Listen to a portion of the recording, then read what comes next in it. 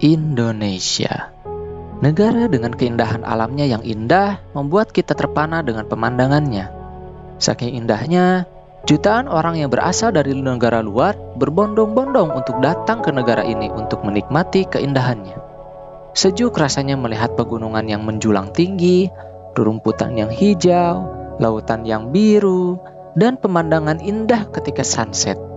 Membuat kita terpana hingga membuat kita mengantuk dan tertidur.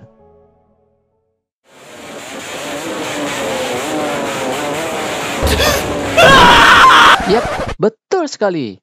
Tiba-tiba kita terbangun oleh suara berisik dan cemprengnya suara knalpot brong dari motor-motor yang lewat. Memang bukan satuan, puluhan, ratusan, dan ribuan yang terganggu dengan suara brong knalpot ini, tapi bahkan jutaan orang.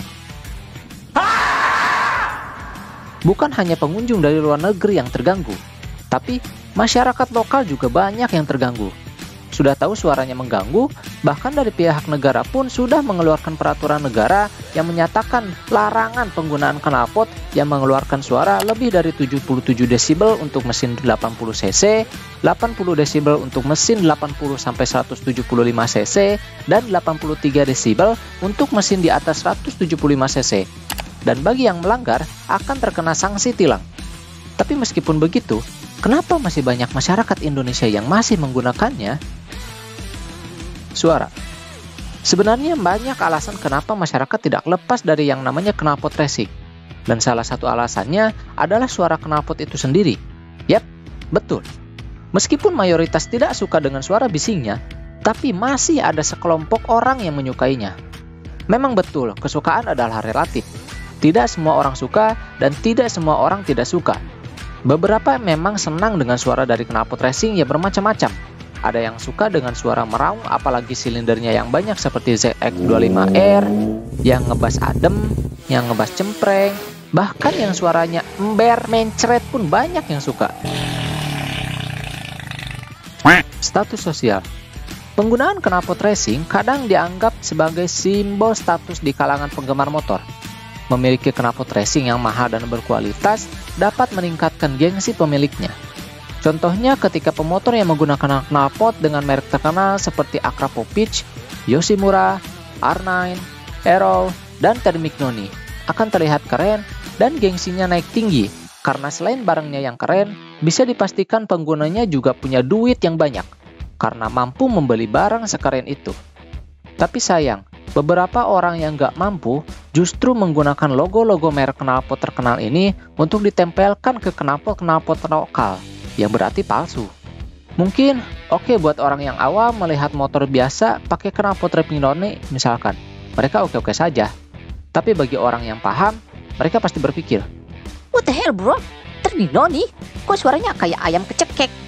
Lagian, secara visual juga jelas, gak mungkin ada orang yang mau pasang knalpot dengan harga 2 kali lipat dari harga motornya itu sendiri. Tampilan. Bentukan dari knalpot racing bermacam-macam. Desain knalpot racing yang bermacam-macam inilah yang membuat segelintir orang suka pada knalpot racing.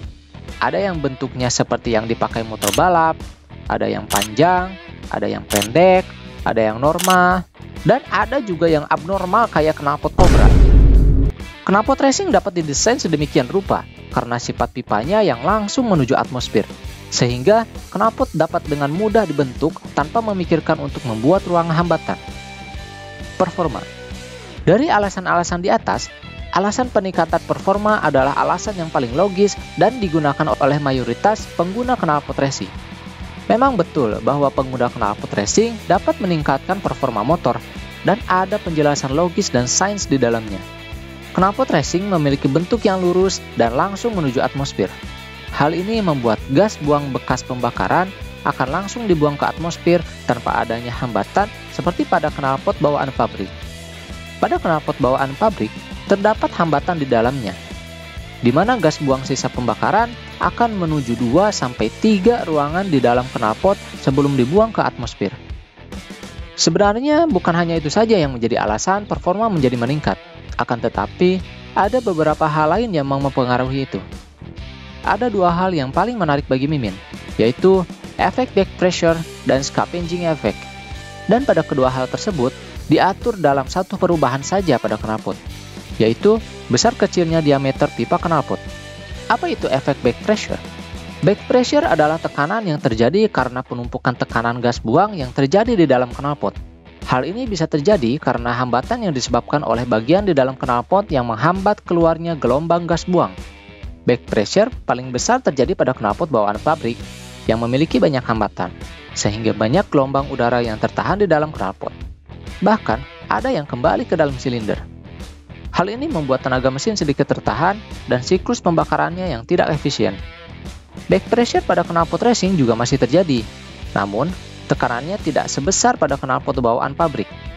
Besar kecilnya back pressure tergantung pada desain knalpotnya, terutama pada besar kecilnya diameter pipa knalpot. Semakin kecil diameternya, semakin besar back pressure. Semakin besar diameter knalpot, semakin kecil back pressure. Namun bukan berarti semakin besar pipa knalpot semakin baik. Justru, jika pipa knalpot terlalu besar, knalpot akan kehilangan efek scavenging dan torsi akan hilang, atau lebih kita kenal dengan ngempos. Apa itu scavenging effect? Scavenging effect adalah proses di mana ketika gas bekas pembakaran dibuang, terdapat beberapa gelombang udara pada setiap siklus pembakaran. Dalam satu gas siklus pembakaran, terdapat gelombang bertekanan tinggi yang keluar terlebih dahulu dan gelombang bertekanan rendah yang mengikuti di belakangnya. Sesuai pada hukum tekanan udara, yang dimana udara bertekanan tinggi akan menuju udara bertekanan rendah. Sehingga, pada setiap gelombang siklus gas buang akan mengikuti gelombang yang ada di depannya. Sederhananya adalah, pada desain knalpot racing yang tepat, setiap siklus gelombang gas buang akan menyedot gas bekas pembakaran dari dalam silinder keluar, sehingga mempercepat pembuangan gas buang dan meningkatkan performa mesin. Scavenging effect akan bekerja dengan baik apabila diameter knalpot tepat sesuai kebutuhan, tidak terlalu besar dan juga tidak terlalu kecil. Mungkin beberapa di antara kalian akan berpikir, kalau misalkan knalpot menghambat keluarnya gas buang, kenapa nggak dicabut aja sekalian, nggak usah pakai knalpot?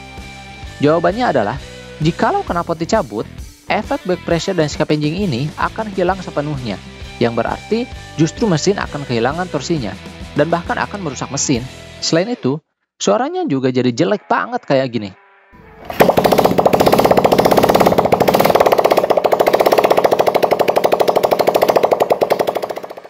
Memang jelas alasan para pengguna motor di Indonesia banyak yang suka menggunakan knalpot racing. Tapi bagi Mimin sendiri, sebenarnya kurang suka akan budaya ini. Karena seringkali masyarakat sangat terganggu akan kehadiran suara yang melengking dari knalpot tersebut. Masih mending kalau suaranya enak didengar. Ini mah suara knalpot murahan, yang penting keras, gak peduli horsepower mau naik atau tidak, yang penting kelihatan keren. Padahal orang ngelihatnya dia kayak jamet. Tapi selain itu juga Mimin merasa ada alasan rasa suka masyarakat terutama anak muda terhadap dunia balap.